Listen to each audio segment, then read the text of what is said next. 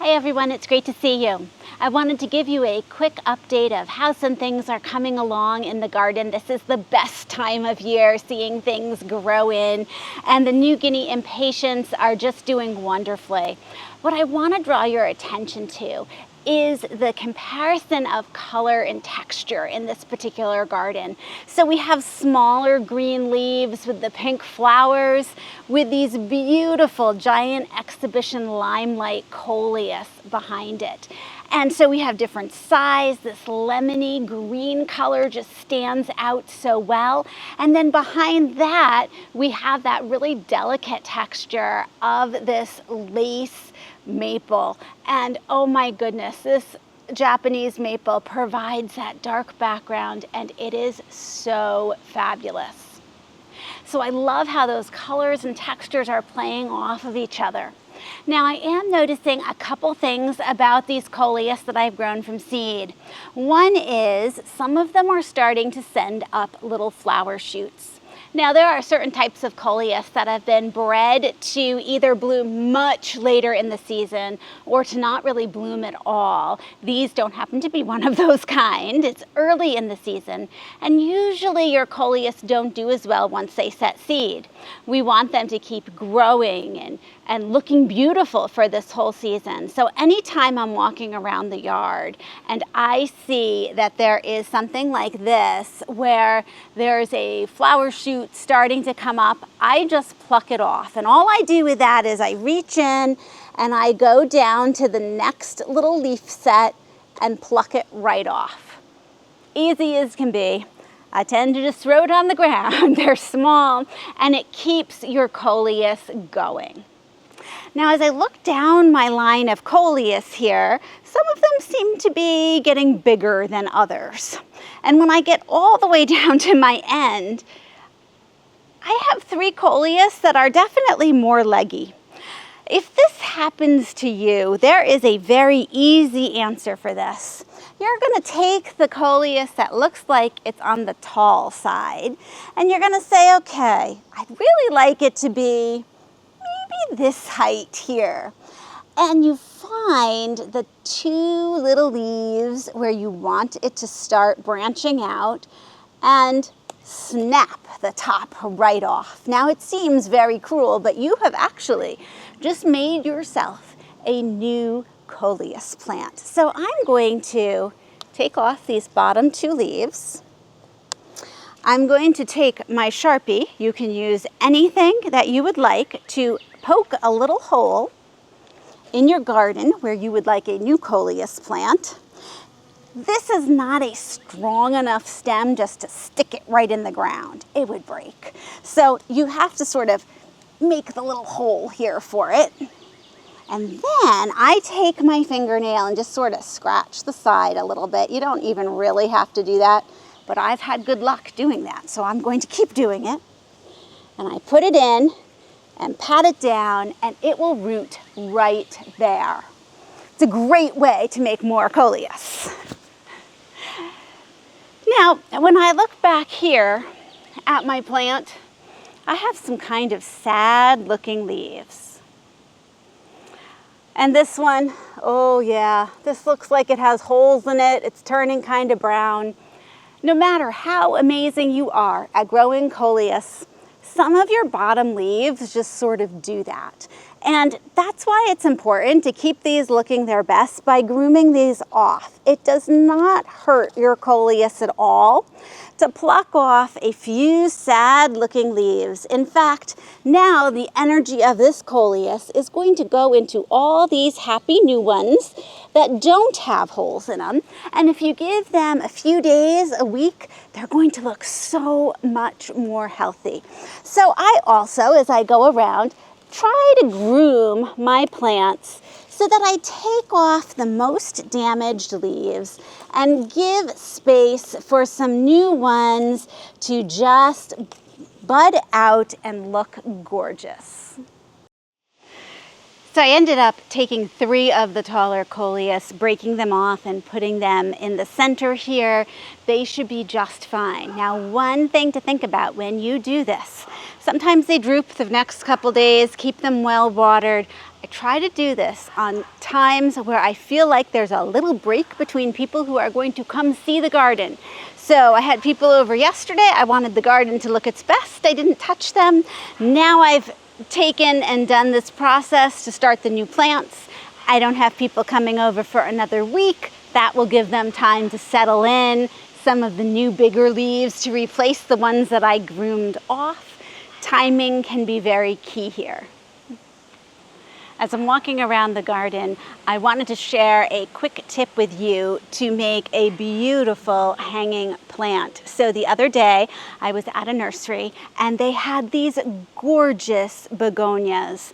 And these are Selenia begonias. They grow upwards. They have a very, I like watery habit, like a tuberous begonia, in that they're thick-stemmed, thick leaves. These beautiful flowers that look like roses. And this is one of them. So I was at this nursery and they were selling them for $9.99. And I was like, oh, that's just gorgeous. I have to get a couple of those.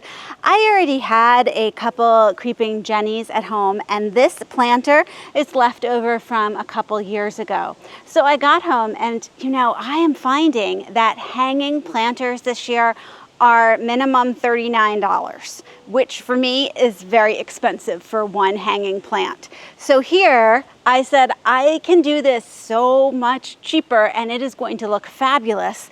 Here's my $9.99 begonia. I took 2 creeping jennies, broke them in half so they became 4 baby creeping jennies, put them into the pot that I had saved, and now I have a beautiful hanger. So think about this when you're out. First of all, always save those leftover hanging planters, and you can make up something simple and gorgeous. You know how much I love hydrangeas, and I am so excited because this is going to be a fabulous hydrangea year. It was a mild winter, and boy, this is when you can tell that hydrangeas love mild winters. So I have many different kinds. They are just starting to color up. So in another couple weeks, I will be sharing with you how beautiful they all are. But take a look at the difference a mild winter makes. Right here, I have a couple of summer crush. These, I think, had maybe 4 blossoms last year, and I was like, yes, I got 4 blossoms. It was a tough winter.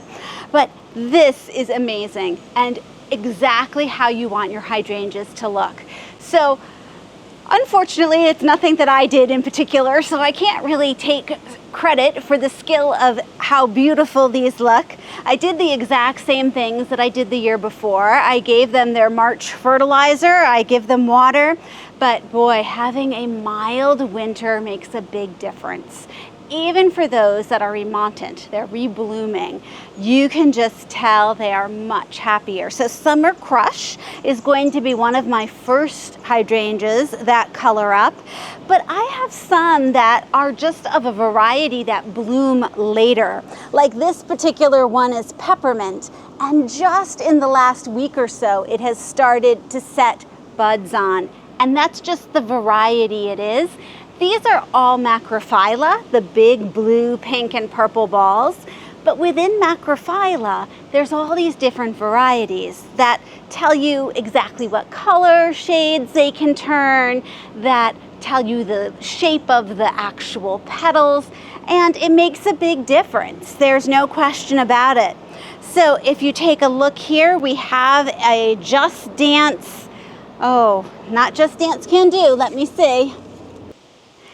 These 3 hydrangeas are so huge. I can't even find my name tag anymore, but they are Just Dance Rhythmic Blue. And they are coloring up as one of my first hydrangeas, and they are gorgeous. I find it fascinating that I didn't put anything on them to alter color, and this one seems like it's going to be more purple blue, this one's going to be more pink purple, and this one's going to be more purple.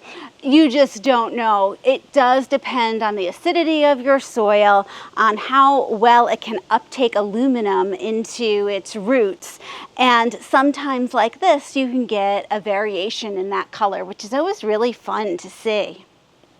As I move down, I see that I have a lot of other blooms coming. This is a peppermint. Oh, and here is turtle toes. Now I'm finding this fascinating. Turtle toes turns green eventually, but it has come in a gorgeous pink right now. Oh, and I have to point out, look at all these beautiful buds on my iris. Oh, I'll show that to you once it blooms.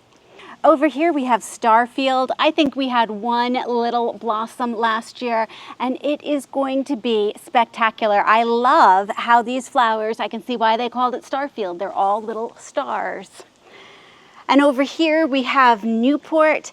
They are just getting their buds on them. Once again, there's going to be a ton, but this is a later blooming one, even within that macrophylla piece. So as I look here, though, I can tell it's going to be amazing. In front of me, you'll see that I have some of my early daylily buds up. There is just so much going on in the garden. It's amazing.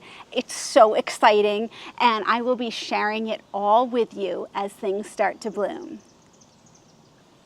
Here we are mid-June, and I have to tell you I was starting to despair about this hydrangea. I have two of them, and this is Next Generation Pistachio, which I love. It blooms this beautiful bicolor of green and pink, green and purple, and it's very unique.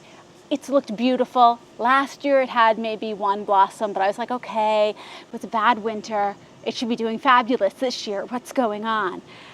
This evidently is going to be my latest blooming macrophylla hydrangea, because only in the past week has it started to show little buds. And now that I'm looking carefully, these little buds are starting everywhere. So it is going to be a great year for pistachio, but I have to be patient, which I'm not. But I'm going to try to be. At least I know that it's going to bloom. I'm closing out this video crouched down next to my new Gabriel Oak Rose, and this, it smells amazing. This is how a rose should smell, and it is gorgeous and bright, and it has more buds on it. What a great way to end the day. So thank you so much for joining me, and I'll see you in the next video.